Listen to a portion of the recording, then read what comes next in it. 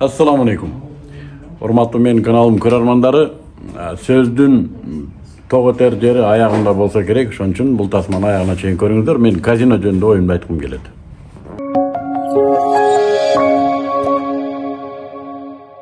Акыркы учурда мен такыр саясий маселелерде артта калдымбы же башка абзелдүүлүктөр пайда болдубу? Айтор коомдо кээ бир жогорку трибунадан айтылып аткан маселелерден кабарым жок экен.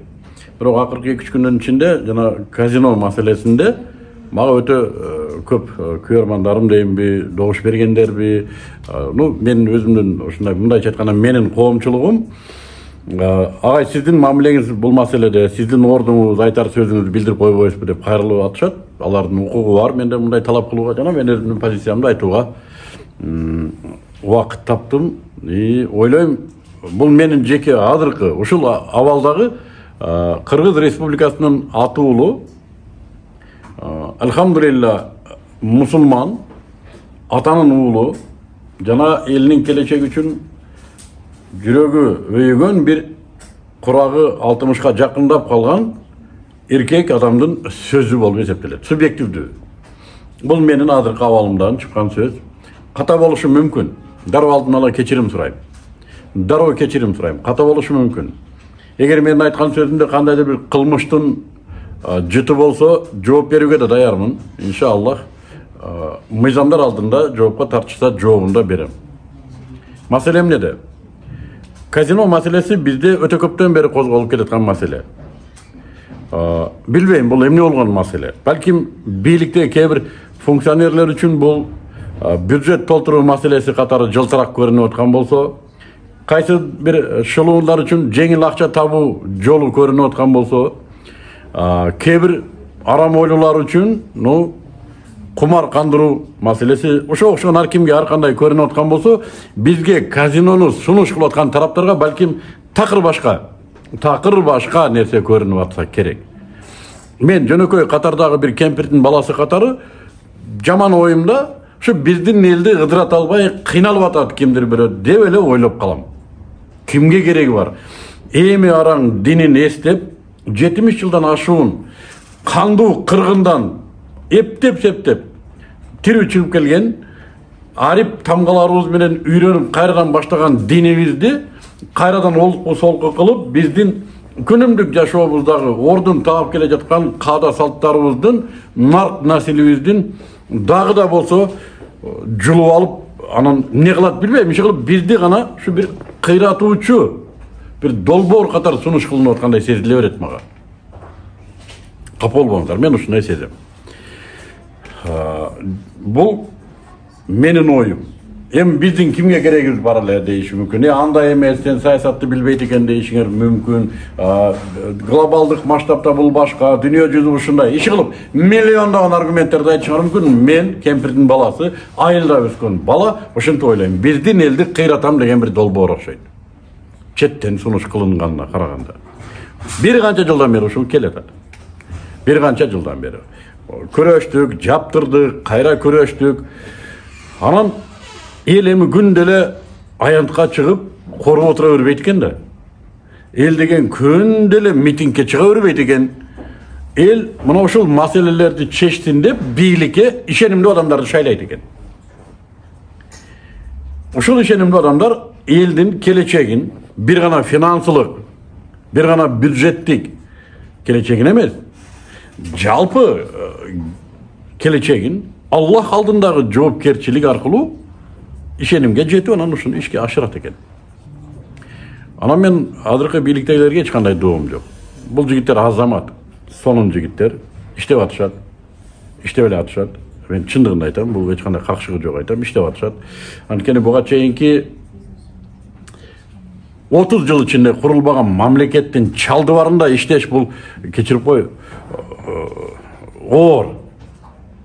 30 жыл талкаланган Советтер Союзунун учурунда курулган мамлекеттин урандысын анын чалдыбарында бир нерсе курам деп, эптеп, упчу салгандай кылып жашаган өтө оор. Эмне кылсын эми? Ушундай болот. Мен айтайын дегеним башка. Туугандар, биз бийликке шайлап атканда мейли президентти болсун, мейли жогорку кеңеш дегениңерди болсун, Kimisi vada berdi ele. Men Allah tiyutulgan aramdı kirgizdirбеймин деп. Kimisi vada berdi. Ишенбесеңер кайрадан мына социалдык желе деген ушундай эс тутуму жакшы система экен. Кайрадан постторун окуп көрүңүздөр. Биринде да мындай убада жок. Эмнеге тарынып атасыңар? Силер андай убада бергенде шайлаган эмессиңер. Эмнеге тарынып атасыңар? Өзүн таква кылып көрсөткөндөр, өзүн тим эле мусулман үчүн күйүп өлөм бышам дегендер азыр эстеп көрчү кимге добуш бердиң экен. Кандай добуш бердиң экен? Кимди жамандадың? Эмне деген сөздөрдү айтып дабдырадың ошол кезде? Эстеп көрчү өзүң. Эмнени айтып атасың? Ошондуктан туугандар, бул реалдуулук. Экинчи оюм, мына ошол бийик трибунага мусулман сүрөтүндө барып алган түкүнчө братчикаларга да айтам. Корозго окшоп чокчолоңдоп болор болбос маселеде рисовка кылгандан көрө, кыздай назик үн менен ырларды укгандан көрө, ошол жердин шатысына, тепкичине жатып албайт белеңер сулайып. Топурагымды түйдүм деп. Мынау силердин да кебетеңерден, кылтылдаган калпагаңардан, кыргыз жыттанымыш болгон сөзүңүздөрдөн далил ушу болмок. Эми чыгып алып акылдуу сөздөрдү айткандан не пайда? Андай кылып ойнобош керек. Мындай кылып ойнобош керек. Мусулман сезими менен мындай ойнобош керек.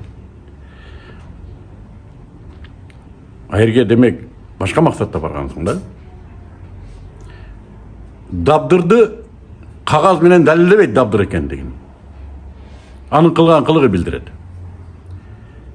Таквалыкты дагы сөз менен далилдебейт, кылган иши далилдейт. Эми жок дегенде чыкпай отурсаңар жакшы болот эми. Жүз көрүндү, ким экени билинди. Мурда деле ичиңиздерден менмин деген чокчоңдогондордун бардыгы, мусулманча чокчоңдогондордун бардыгы проценттер жөнүндө сөз кылып келгенсиңер. Билип билбей элге кошуп койсо эле тамтаңдап элге кошулуп калдым экен, мен бийлик менен жүрүп калдым экен деп образга кирип алып, чалапча орулган жүгөрдөй көпкөнүңөр бар. Эми балдар бардыңарбы эми айры тургула да эми. Айры тургула да эми, кыз балага окшобой. Кыңк этип койсо эле кечирим сурап жата калбай тургула да эми айрда. Элге келген бүлгүн дин аркылуу келет туугандар. Экономика аркылуу келбейт. Экономика жерге кирсин. Кара курсак бир нерсе болуп тоет.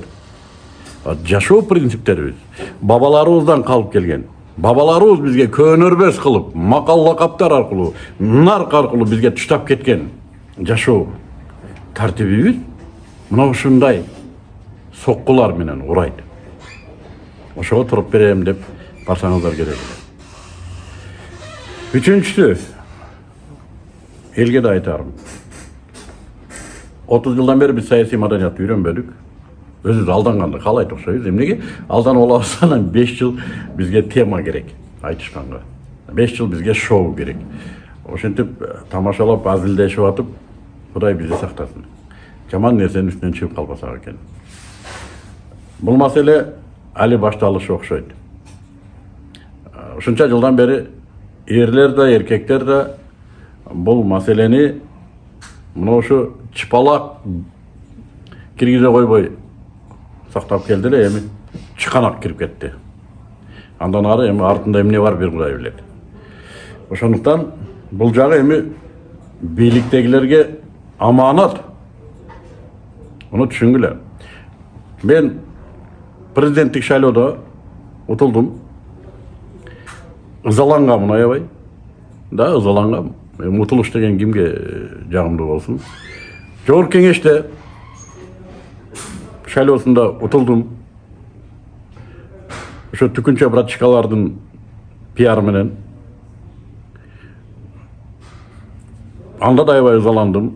Элдин өзүнө чыгып кайрылдым. Бирок эл мага бир нерсени насихат кылды. Муктегем утулганды моюнга ал. Жөн тынчтыкты алба. Козутпа элди.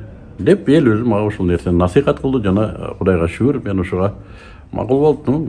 Болду, болор иш болду деп